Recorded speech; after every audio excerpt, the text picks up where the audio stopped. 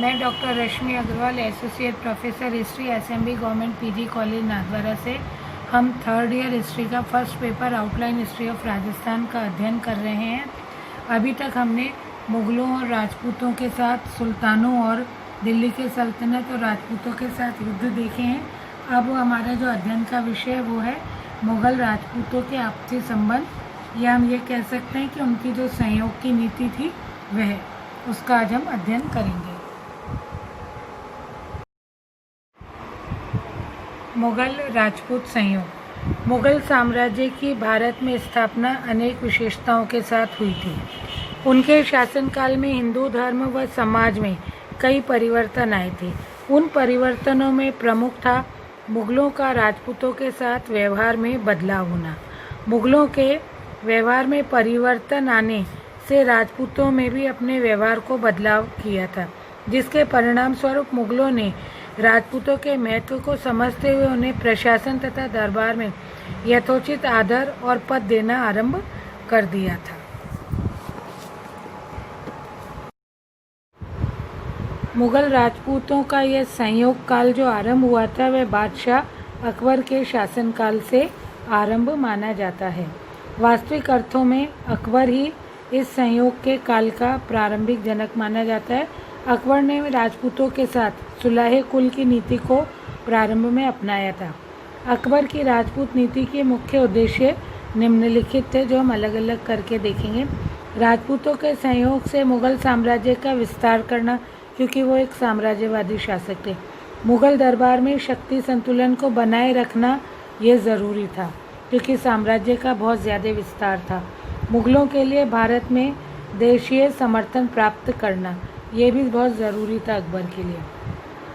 आमेर के शासक राव भारमल राजस्थान के प्रथम राजपूत शासक थे, जिन्होंने अकबर की अधीनता को स्वीकार कर लिया था।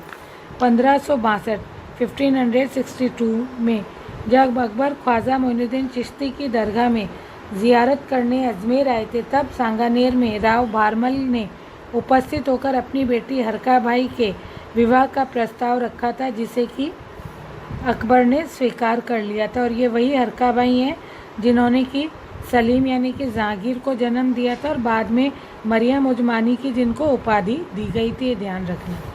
राव भारमल के संयोग से अकबर ने 1570 ईस्वी में नागौर दरबार का आयोजन किया था, जिसमें बीकानेर के राव कल्याणमल, जैसलमेर के हरराय भाटी व अन्य रियासतों के शासक अकबर की अधीनता स्वीकार करने के लिए संभवतः उपस्थित हुए थे। मारवाड़ के शासक राव चंद्रसेन तथा मेवाड़ के महाराणा उदय सिंह ने अकबर की अधीनता स्वीकार नहीं की थी। 1581 में मारवाड़ के राव चंद्रसेन की मृत्यु के पश्चात मोटा राजा उदय सिंह ने अपनी बेटी भानुमती जगत गोसाई, जिनको कहा जाता है, का विवाह शहजादा सलीम यानी कि जहांगीर से करवा दिया था और संभवतः अकबर की अधीनता स्वीकार कर ली थी। यहाँ पर एक तरह से वैवाहिक संबंध स्थापित किए गए हैं। अकबर के जीवन काल में मेवाड़ रियासत ने मुग़लों की अधीनता स्वीकार नहीं की थी। इस बात का सख्त अफसोस रहा था अकबर को।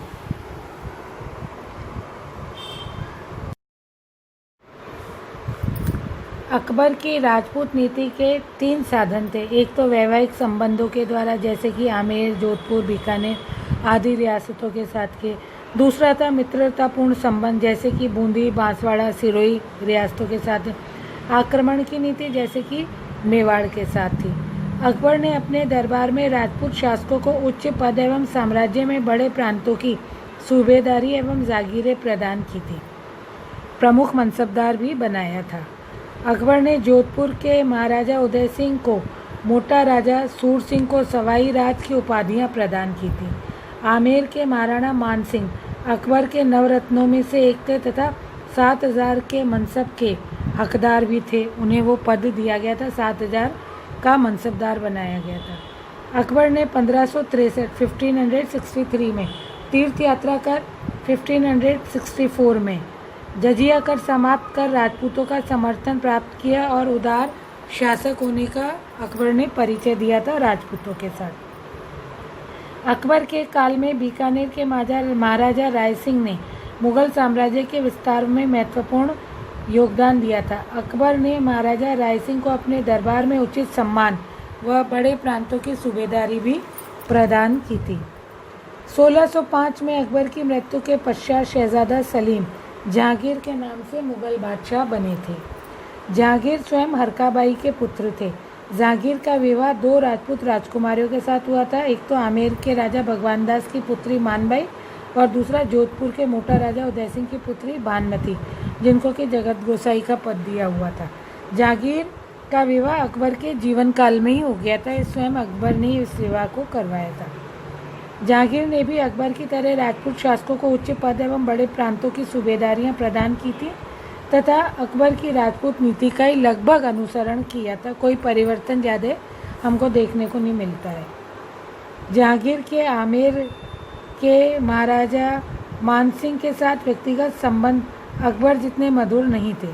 जहांगीर मानसिंह से खुश तो था पर उतना नहीं था जितना कि अकबर अपने शासनकाल में रहे थे। जहांगीर ने मेवाड़ को मुगलों के अधीन करने के लिए प्रारंभ में शहजादा परवेज व आशफ खां के नेतृत्व में तथा बाद में सेनापति मावत खां और उसके पश्चात ख्वाजा अब्दुल्ला को मेवाड़ के विरुद्ध सैनिक अभियानों पर भेजा, पर महाराणा अमर सिंह व उनके सेनापति बाघ सिंह ने इन आक्रमणों को विफल कर दिया था।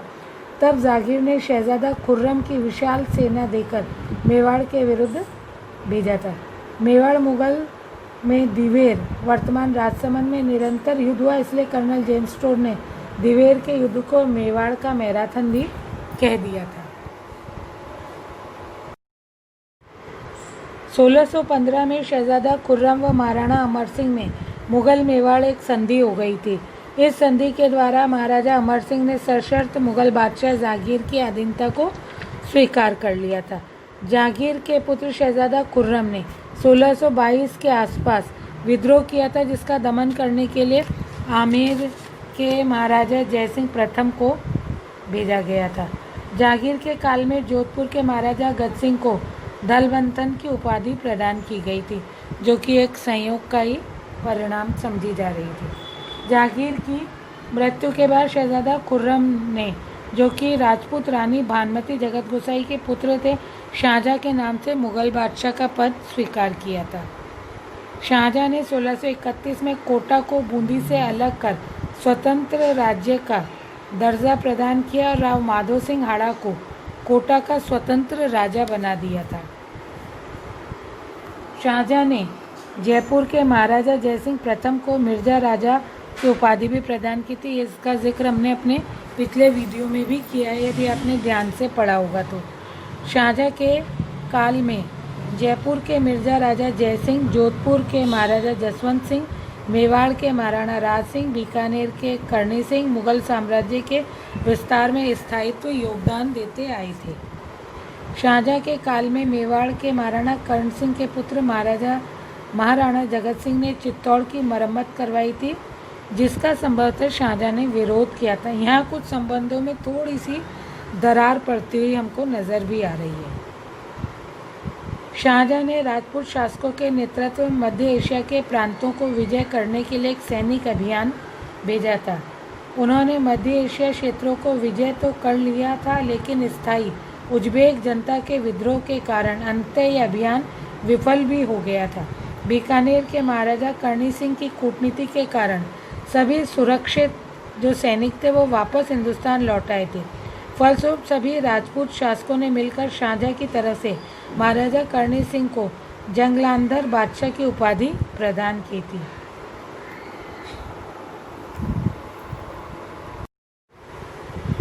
ये जो करणी सिंह के लिए उपाधि है, वह उसका जो शब्द का उच्चारण है मैं एक बार वापस कर देती हूँ। यह है जांगलधर बादशाह। शाहजहाँ के जीवन काल के अंतिम काल में उनके चारों पुत्रों के द्वारा उत्तराधिकार युद्ध हुआ था।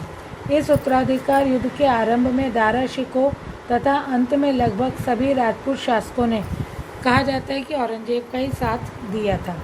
1658 में औरंगजेब विजयी होकर मुगल बादशाह बना। औरंगजेब ने अपने शासन में शरीयत यानी कि शरअ के नियम लागू कर दिए थे। औरंगजेब ने 1669 में अपने प्रांतीय सूबेदारों के नाम मंदिरों को तोड़ने का फरमान यानी कि एक शाही आदेश जारी कर दिया था, जिसका विरोध संभवतः राजपूतों ने यहाँ किया था।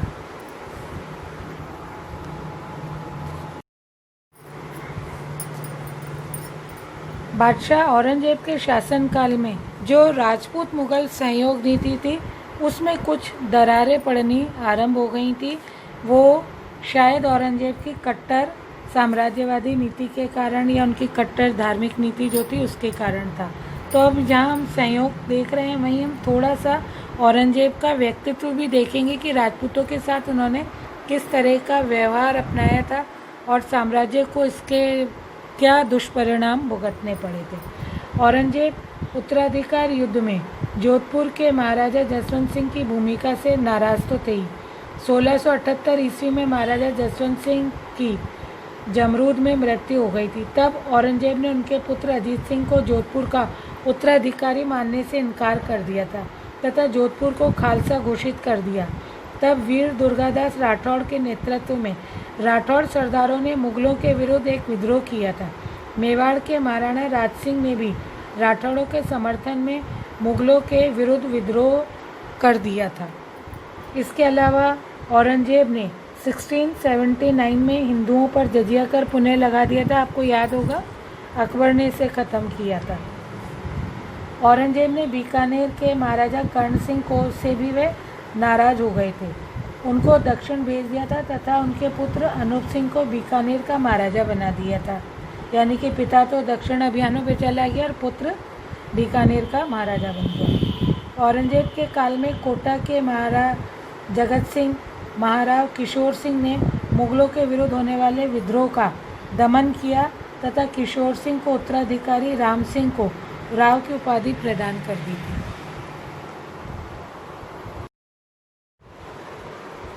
मेवाड़ के महाराणा राज सिंह का विवाह किशनगढ़ की राजकुमारी चारुमती से हुआ था। सिसोदा वंशावली तथा देवारी शिलालेख के अनुसार रूप सिंह ने चारुमती का विवाह औरंगजेब से करने का वचन दिया था, लेकिन डॉक्टर गोपीनाथ शर्मा इस मत से सहमत नहीं है। इसका पूरा वर्णन हम पिछले वीडियो में कर चुके हैं, यदि आप लोगों ने उसको ध्यान से सुना होगा तो।